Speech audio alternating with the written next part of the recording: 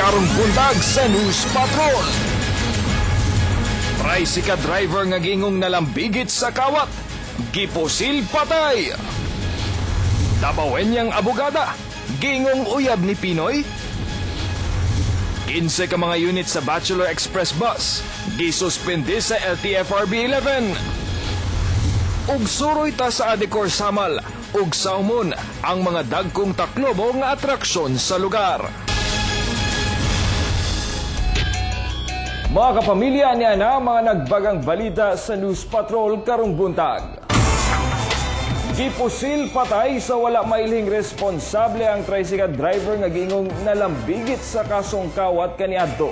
Ani ang report ni Vina Araneta.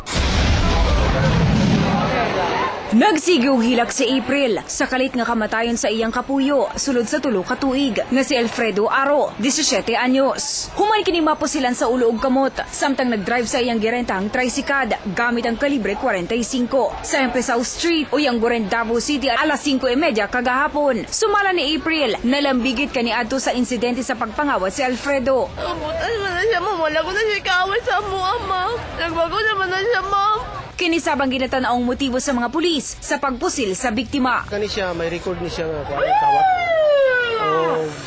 Gagamit og bulkasil. Padayon pang ginaimbestigahan sa kapulisan ang insidente. Vina Araneta, Patrol ng Pilipino. Nag-plead guilty ang tulo ka mga menor de edad sa kasong robbery with homicide sa ilang arraignment sa korte kagahapon.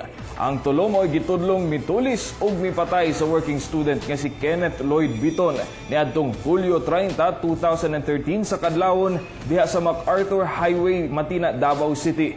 Giangkon sa tulo dihang gibasahan sa kaso nga sila'y mitulis ug mipatay kang Kenneth Lloyd Biton. Niadtong higayon na sabang adlaw nga natawhan sa biktima. Tungod sa pag-angkon sa salaod, dili mapriso ang tulo og magpabilin kini sa kustodiya sa Regional Rehabilitation Center for Youth sa DSWD. Kay minor man sila, ni-avail sila og automatic suspension of sentence under sa RA 9344. Pati akong mama, gabi kayo apik-pibin sa iya. Muna pagkakita na ako sa ila, na-remember na ako tanan-tanan yun. Gikumpirma ni RTC Branch 14 Presiding Judge George Omelio nga mapilian ang iyang sala nga motaral sa kasong paglapas sa Section 3602 kon various fraudulent practices against customs revenue in relation to 3601 kon unlawful importation og 3604 sa Tariff and Customs Code of the Philippines. Batok kang Dennis Ang Uy, ang President ug CEO sa Phoenix Petroleum Philippines Incorporated, ug ang customs broker nga si Jorlan Capin Cabanes. Ang Bureau of Customs ang complainant sa kaso ug nakita sa DOJ nga naay probable cause ang kaso mao nga giduso kini. 12 counts ang kaso kay gingong namalit og 4,675,963 metric tons nga gas oil ang Phoenix ug ka-12 niini kahigayon nga gihimo. Lingaab ang Phoenix kay na-dismiss na ang kaso pero gingong nag-fishing expedition ang Bokmao ang gidungog kini ug balik sa DOJ. The undersigned public prosecutor of the Department of Justice Manila hereby accuse Dennis Ang Uy, President and Chief Executive Officer of Phoenix Petroleum Philippines Incorporated with office address at Phoenix Bulk Depot, Lanang, Davao. Mitaas ang presyo sa bugas tungod sa nihit nga supply. Busa ang uban, mas gipili ang NFA rice nga paliton. Namatikdan sa negosyanteng si Pablo Gonzales Jr. nga mikunhod na ang mamalitay og commercial rice. Misaka manggod ang presyo ni inisukad Hulyo. Ang pinakamahal nga variety, misaka sa 5 ngadto sa 7 pesos ang kilo. Ang 7-tonner, 3 pesos ang gisaka. Samtang ang SP nga bugas, 5 pesos ang gisaka sukad Hulyo. Daghan sa mga konsumante ang NFA nga bugas mo ay ginapalit. Sanglit nagpabiling 27 ngadto sa 32 pesos ang matag kilo niini, depende sa variety. Kay tungod kay barato, unya palatable ang stock karon sa NFA. Dili parehas tong una na baho ana. Karon ang NFA lami siya, palatabol yun. Pero ang good news, humana ang lean months og ting-ani na pod og palay. Sumala ni NFA Provincial Manager Felimon Cangrejo, nagsugod na gani ang harvest season sa ubang probinsya. Busa, gilaomang maubos na ang presyo sa bugas. Considering ang Davao del Sur dito man may nag-meeting gahapon, ni baba na gani ang presyo. Of course, ang baba nga dili pagod kayo. Considering nga maupay pagboylo sa harvest. Niubos siya kumpara sa last week na level ang pamalit sa mga traders ngadto sa ilang mga humay. So nakita nato nga with the simultaneous harvest nga gina-expect nato within this month of September, ang Davao del Norte murag paingon na pod. Although nag-start na po sila harvest ginagmay atong August. Gilaomang mubalik na sa normal ang presyo sa bugas hinapos sa Septembre. Hernel Tokmo, ABS-CBN News. Ginahisgutan karon ang pagkalink ni Presidente Benigno Aquino III sa usa ka abogadang taga Davao City. Apan gilimod kini sa usa ka suod nga amigos sa abogada. Hinoon gikalipay kini sa ubang Davaoenyo. Ani ang report ni Vina Araneta. Hugon-hugon sa mga silingin ni Attorney Marines Kim Ledesma dinhi sa Davao City ang kalambigitan sa abogada kang Presidente Benigno Aquino III. Sumala sa usa sa ilang silingan nga wala magpaila, napuno og PSG ang balay sa abogada ato sa pagbisita sa Presidente niadtong Agosto 8.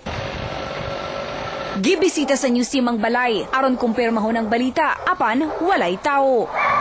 Si Attorney Ledesma, graduate sa kursong accountancy sa Ateneo de Davao University. Sa parehong universidad sab siya nakahumanog abugas siya, isip cum laude, una magtrabaho sa DILG. Nahimo sab kining representative sa debate competition sa Square Off sa ANC. Sa text message nga gipadala sa ABS-CBN susuod nga amigo ni Kim, gilimod ni Kim ang balita. Gikalipay hinuon ang balita sa ubang mga Davaoenyo. Ug sa ko lang pabor ko kay siyempre taga Davao nya kung pananglit na first lady ni Pinoy, okay kayo. Proud me kaya mo mag taga Davao. Wala pa sab naghatag og pahayag ang amahan ni Kim nga kani City Administrator sa Davao. Vina Araneta, ABS-CBN News. Sa police report, mga kapamilya, gitabang sa mga emergency medical technicians sa 911 ang usa ka lalaki humanatumba ang iyang gimanehong motor. Og live atong makauban si Danjo Revilla, exclusive. Danjo. Hernal, sa ospital na dalaon ang biktima apan tungod kay nakapkapan kini nga naay dalang pistola sa Santa Ana Police Station kini gidiretso.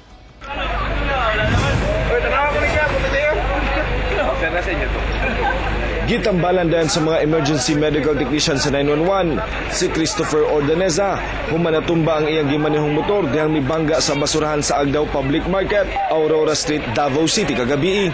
Nakita pa ni Rocky Kabunok nga misarasay ang motor sa biktima padulong sa garbage bin. Tirong sa gikan ganyan boss, gikan sa niagi boss. Nya naman tay basurahan di ang tindog boss mo yung nabanggaan. Tama-tama na pud boss. Tama-tama brag hubog ng giraan boss.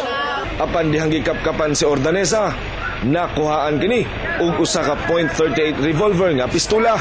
Kaya nagtawag man tong kaning taga 911 nga kuan rescue. Gitawag ko niya nga naday baril. So akong gikuha. Naday pichengtian. Tungod kay walay grabing injury ug nakuhaan pa og armas, sa Santa Ana Police Station na lang gidala si Ordaneza ug dili sa ospital. Sanglit hubog sab kaayo, sasalog na kini natulog.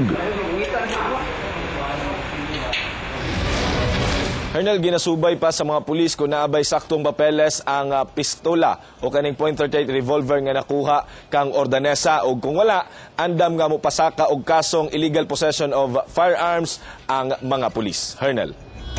Daghang salamat, Danjo Revilla.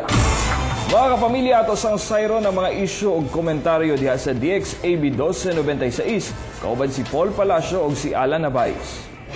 Banat sa komentaryo!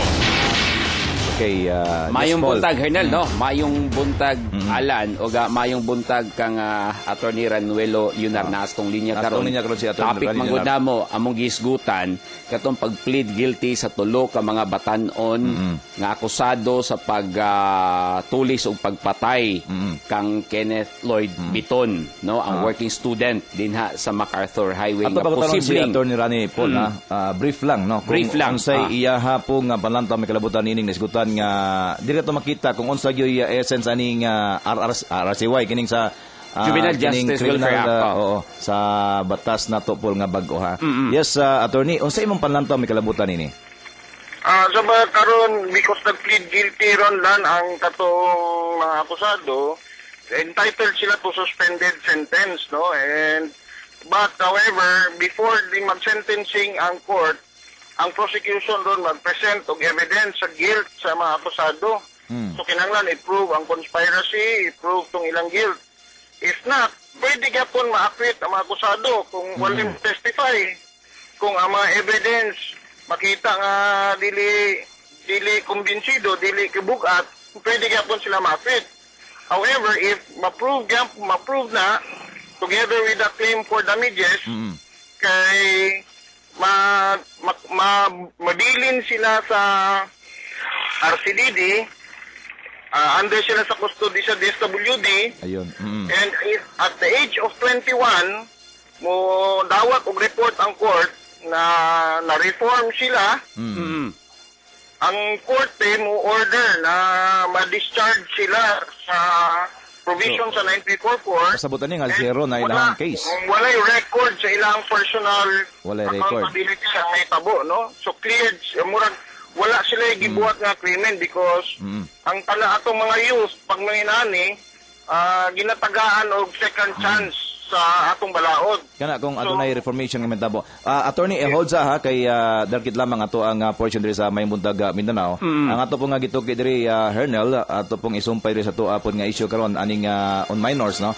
Ang kining pagpasiatab na pud aning grupo sa mga rebelde dinha kay pito ka mga sundalo. Every September Paul niligo nila mo damay og mga civilian kay September biya po to nahitabo tong circus bombing dito sa kining Pagibato area. Murdiha na gyud ang kalahian ani karon kay ang bomba nga gisagol according component, no? Component sa bomba na ay halo nga hilo according sa AFP. Kalatag sa Syria ani karon.